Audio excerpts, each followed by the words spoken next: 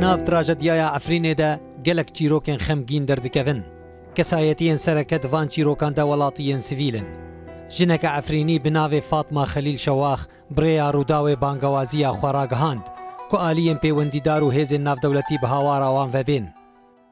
Vê jinê roja duşemê 19 Sibata 2018 da axaftina xwe de behsa rewşa xwe ya zehmet kir û eşkere kir ku hevjînê wê nexweşê dil e.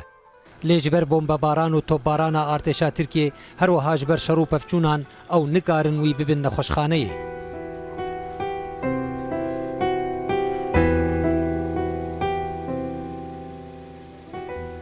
Kulfetî min naxweş e. Qalb meftûh vê ro, gurçik vê ro. Şakir vê ro. Emirî xwe 56 57 dikin. Em lê heyrîn em kê ku da bibin, bî ji me xêr e. Bila xêra we bê. Dewlet nû. Bila xêra we bê me re horikin. Va qıçikina, va etfalina, va sakin em di ku da rûniştin, em di ku da eşîne. Walla em haşayî we em rezîl bûn. Me gunê walla me kesî tiş nekirî. Bila xêra we bê tişkî me re horikin. Va naxweşit me rêk tinene bibin. Makine tinene bibin. Derdorê me balafir tên û top tên walla em nikun ji malit xwe derin. Vî çî xwedayî me nikune ji me bistînê. Derman tune, şîrî qıçika tune. Tiştek li ceme tune, emarta tî birçî manet malit xwe de bes bila nakalê bigirêk em di ku da rûniştine. Em dew heft mere em di bahandîrî da rûniştine. Dew heft mere em di qebû da rûniştine. Evina qıçikê qîzê min e, eva kulfetî min e nexweş e. Şakir vê ro, qalb meftûh vê ro.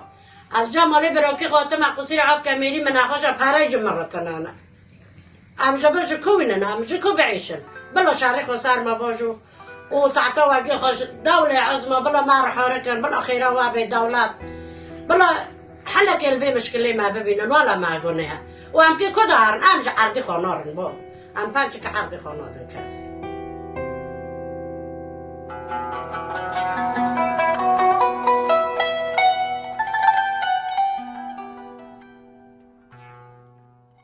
محمد عبدو شواخ ku ji gundê Yîlan Qozê yê ser bi cindrêsa Efrînê ye piştî nêzîkî 13 demjimêran ji bangewaziya Fatmayê jiyana xwe ji dest da. Lê kesek bi hawara wan ve nehat.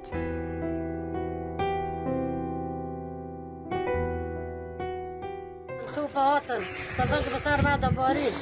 Balafir li bana digerê. Dû bi pêdan kir, eva kulfetî min e. Emirî xwe 58 e. خدای رحمه خاله که ساعت وقتی خوشبخت چیش که من رح ورکم بالا خیره ام بیش واده خوازم مرد مالی خدا نکنه از نازحم از ناحیه جندرسی او تم مالی براکی خواب ما بمیفاداره الگنده کلفتی خواب بدشیره لگنده ابدشیره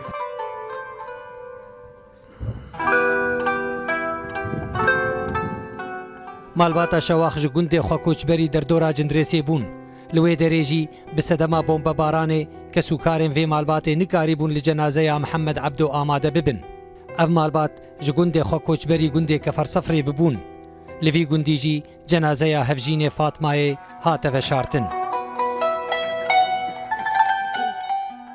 Di encama bombebaran û topbarana artêşa Tirkiye de li ser Efrînê welatiyên sivîl dibine qurbanî. Li gundewarên cindrêsê jî bi dehan malbatên Kurd di heman rewşa malbata Şewax de dijîn. Ev xelk daxwaza rawestandina êrîşan dikin ji bo ku bi aramî, xweşî û aştî bijîn.